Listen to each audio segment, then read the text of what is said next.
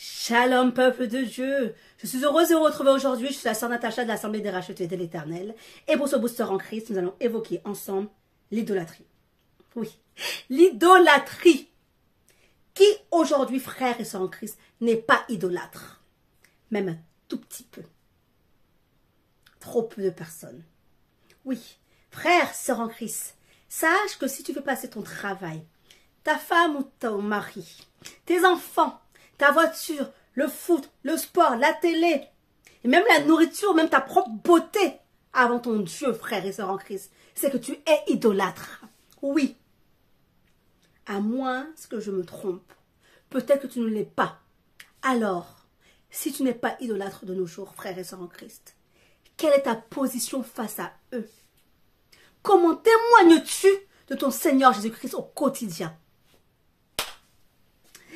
À l'exemple de Shadrach, Meshach et Abednego, dans l'Ancien Testament, dans le livre de Daniel, au chapitre 3. Oui, le roi à cette époque leur avait imposé de se prosterner et d'adorer un Dieu qui n'était pas le leur. Et surtout un Dieu qui était fait de main d'homme. Oui, frères et sœurs en Christ, on leur avait posé cela, au risque d'être jetés au feu.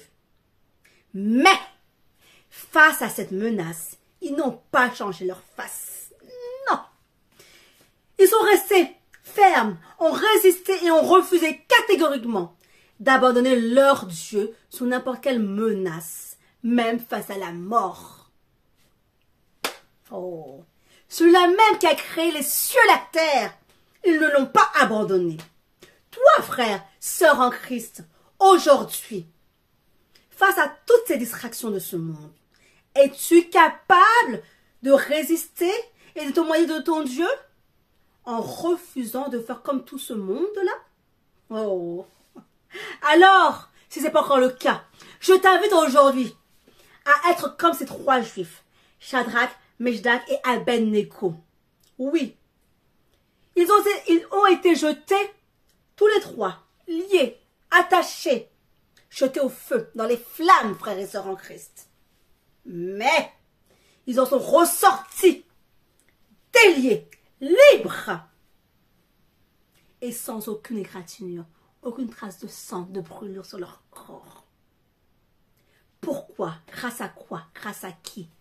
Tout ça parce qu'ils sont restés fermes dans leur position. Et ils ont cru en leur Dieu, frères et sœurs en Christ. Ils avaient leur côté dans les flammes, le Tout-Puissant. Celui-là même qu'on appelle le feu dévorant. Oui, il était à côté, avec eux dans les flammes. Oh, alors, frères et sœurs en Christ, tout comme eux, face à la menace, à la torture, s'il te plaît, reste ferme dans ta foi, car seul le Dieu de gloire peut te libérer et te combler de toutes choses. N'abandonne pas ton Dieu, surtout pas, quoi qu'il t'arrive. Sois fortifié dans le Seigneur Jésus-Christ et à bientôt pour un prochain booster en Christ. Shalom.